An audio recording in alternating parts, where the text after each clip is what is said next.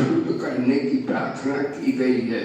ओम तत्सवितुर्वरेण्यं भर्गो देवस्य धीमहि धियो यो न प्रचोदयात्। वही गायत्री माता की वेद भगवान कहते जिसकी बुद्धि शुद्ध होती है तो ही प्रेम कर सकता है, उसका ईमान भी ठीक रहेगा, नहीं तो न प्रेम कर पाएगा न उसका बेईमान का ईमान ठीक होगा।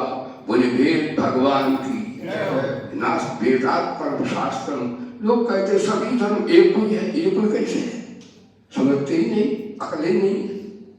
इन्हीं हमारे वेद भगवान गीता कहती जिस पर मैं खुश होता हूँ उसे तदाम बुद्धियोगम तम, उसे मैं ऐसी अकल दे देता हूँ जिससे वो मेरे को भूत में भी देख लेता है। बोले सच्चिदानंद भगवान।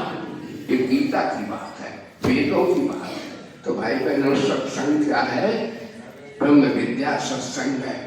सत्संग से ये बात समझ में आती है कि हम साक्षात परमात्मा के ही रूप हैं।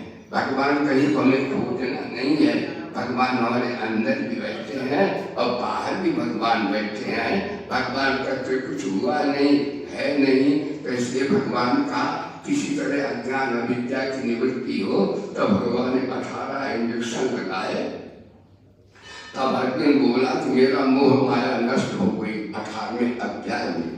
तो भगवान ने ब्रह्म विद्या सत्संग के 3 साधन बताए, कर्मयोग, ज्ञान योग, भक्ति योग। कर्मयोग में क्या कैसे होना?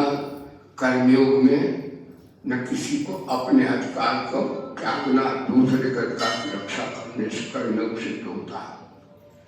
किसी को बुरा कहना नहीं, बुरा देखना नहीं, बुरा सुनना नहीं, क्योंकि सब में भगवान बैठे। ये कर्मयोग की सिद्धि हो जाती है। जब व्यक्ति बल का दुरुपयोग नहीं करता है, बल का दुरुपयोग करने से तो कर्मी होता व्यक्ति, बल का सदुपयोग करने से कर्मयोग बन जाता है। जब बल का सदुपयोग हम करते हैं तो कर्तव्य परायणता जीवन में अपने आप आ जाती है। अब कर्तव्य परायणता आ गई और जाने हुए ज्ञान का निरादर नहीं करते तो असंगता, असंगता बेनाम कर सकते हैं आत्मवादियों का। यानी असंगता हयों पुरुषा, तो उसके अंदर असंगता अपने आप आ जाती है। और जब असंगता आ गई, त्याग आ गया, तो कन्हैया का प्रेम अपने आप आ जाता है। बोलो सच्चिदानंद भगवान। तो प्रियता भी अपने आप आ गई। यानी वेद भगवान गीता कहती है सकामता में भोग है, सकामता संसार की है, निष्कामता कन्हैया की है, भगवान की आत्मा की है।